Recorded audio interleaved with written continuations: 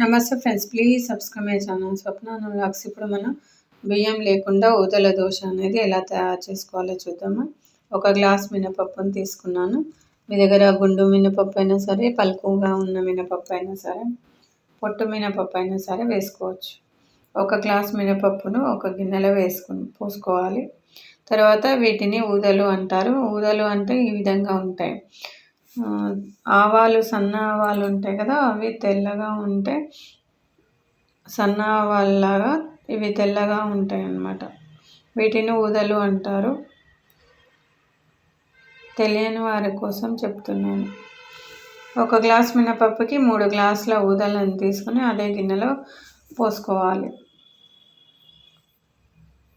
ఒక స్పూన్ మెంతులు కూడా వేసుకొని మొత్తాన్ని కలిసేటట్టు కలుపుకొని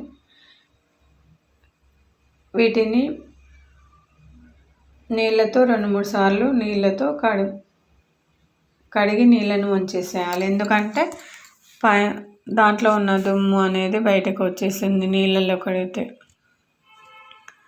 నీళ్ళు చూడండి ఎంత నల్లగా ఉన్నాయి. నీళ్ళు అనేది తెల్లగా ఉండే వరకు నీళ్ళను వంచేసి ఒక 2-3 సార్లు అయినా నీళ్ళతో కడుక్కోవాలి.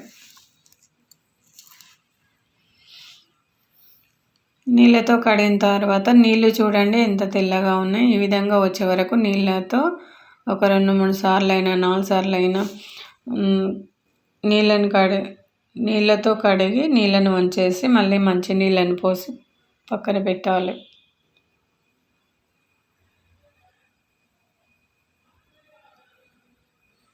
తర్వాత దాని మీద మూత అనేది పెట్టి మీకు వీలైతే 5 గంటల సేపు, మీకు వీలైతే ఒక 8 గంటల సేపు అయినా కానీ మూత పెట్టి నాననివ్వండి. ఎందుకంటే మిల్లెట్స్ అనేది ఏవైనా కానీ ఎంతసేపు ఎక్కువసేపు నానితే అంత మనకు డైజెషన్ ప్రాబ్లం అనేది రాదు. ఒక 2 స్పూన్ల బొంగులను తీసుకొని మిక్సీ జార్లో మనం తీసుకున్న మినపప్పు, ఊదలు, బొంగులను కొద్దిగా నీళ్ళల్లో వేసి నీళ్ళని వంచేసి మిక్సీ జార్లో వేస్తే మనకు పిండి అనేది ఈ విధంగా రెడీ అవుతుంది.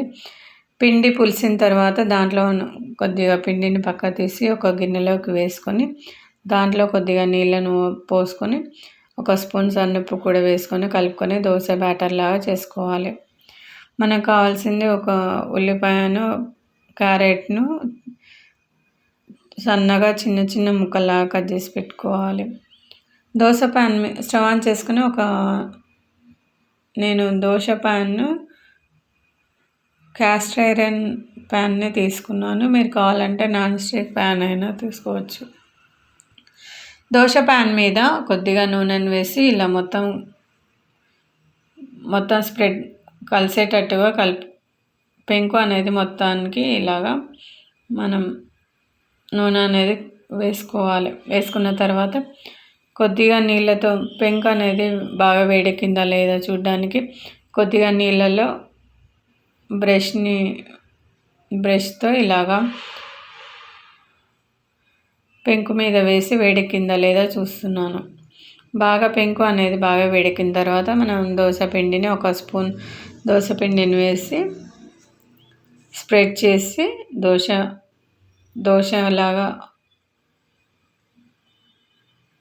ఇలా దోశలాగా వేస్తే రెడీ అవుతుంది. తర్వాత దీని మీద క్యారెట్ తురుమును, మీరు కావాలంటే ఉల్లిపాయ, పచ్చిమిర్చి, అల్లం తురుమును కూడా వేసుకోవచ్చు.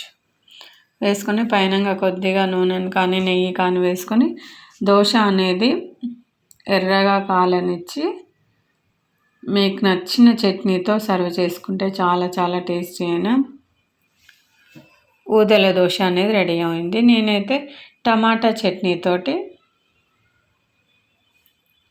ఈ దోశ అనేది తిన్నాను. మీరు కావాలంటే అల్లం చట్నీ, పల్లి చట్నీ, కొబ్బరి చట్నీ, కారం పొడి ఏదైనా కానీ మీకు నచ్చిన దాంతో సర్వ్ చేసుకుంటే చాలా చాలా టేస్టీ అయిన ఊదల దోశ అనేది రెడీ అయింది. చాలా చాలా బాగుంటుంది. ఒకసారి నా స్టైల్లో నేను చెప్పిన విధంగా ట్రై చేసి కామెంట్ చేసి మీకు ఎలా కుదిరిందో కూడా కామెంట్ చేసి చెప్పండి. Thanks for watching. Like and share, మీ ఫ్రెండ్స్కి, రిలేటివ్స్కి షేర్ చేయండి.